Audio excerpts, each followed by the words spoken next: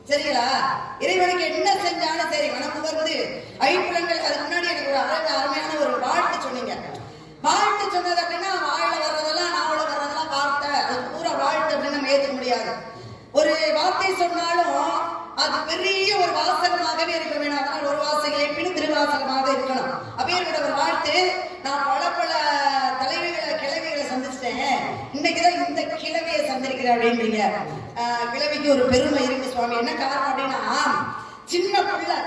சின்ன பிள்ளைய பெரிய கிழவி கிட்டதான் தமிழுக்கு என்ன பொருள் அப்படின்னு கேட்டு தெரிஞ்சுக்கிட்டார். அவருக்கும் தமிழுக்கு வேறுபாடு கிடையாது. அவரும் தமிழும் ஒண்ணுதான். தமிழிலே என்றால் அவரிலே, அவரிலே என்றால் தமிழிலே. அப்பேற்பட்ட தமிழ் கடவுள் முருகனே பெரியதுன்னா என்னன்னு கேட்டார், சிறியதுன்னா என்னன்னு கேட்டார், கொடியதுன்னா என்னன்னு கேட்டார். சொன்னா ஒவ்வொரு வார்த்தைக்கு பெரியது பெரியது புவனம் பெரியது. புவனமா நான்கண் படைக்கும் நான்கண் அரியவாள் உந்தியில் வந்தும் அரியவாள் அலைவாள் துகின்றேன் அலைகள குருமணியான் கையிலடக்கம் குருமணியான் கலசத்தில் பிறந்தால் கலசம் புவியில் திருமண் புவி அரவின் குறைதலை பாரம் அருவ உமையில் சிறுவரன் மோதிரை இவரை வருவார் இறைவர் பாதத்தொடுக்கம் இறைவனோ தொண்டருக்கு ஒடுக்கம் அப்படின்னு பெரியதுக்கு விளக்கம் சொன்னா, சிறியதுக்கு விளக்கம் சொன்னா, கொடியதுக்கு விளக்கம் சொன்னா. அப்பேற்பட்ட தமிழுக்கு தலைவி அப்படின்றவங்களுக்கு பேர் கிழவி. என்ன காரணம்? வேணாம், இளமைய வேணாம். என்ன காரணம்? நான் இளமையா இருப்பேன், தனிமையா இருப்பேன். ஆனா என்னை பார்க்கும் ஆடவர்களுக்கு என் மீது இச்சை வந்துடக்கூடாது, எந்த எண்ணமும் வந்துடக்கூடாது அப்படிங்கிறதுக்காக என்னைய கிழவியாக்குங்க அப்படின்னு விரும்பி ஏத்துக்கிட்டது. அதனாலதான் தமிழ் கடவுள் முருகப்பெருமான கிழவி கிட்ட அன்னைக்கு கேட்டு தெரிஞ்சுக்கிட்டான். நல்ல பேச்சு. ஏன்னா இந்த இளமை எனக்கு வேண்டாம். இந்த இளமை எனக்கு நடப்பது, இந்த இளமை வேண்டாம், முதுமை வேண்டும். கருங்காலி கட்டைக்கு வாய்நாடா கோடாலி இருந்ததில் தண்டுக்கு நானும் பெருங்காலி காலமை காலத்தை நான் போட்டு நடந்துவிட்டான். இரவு துஞ்சாதி என் கண். ஏன் ஒரு எல்லா இடத்திலும் ஜெயிச்சவன் ஒரு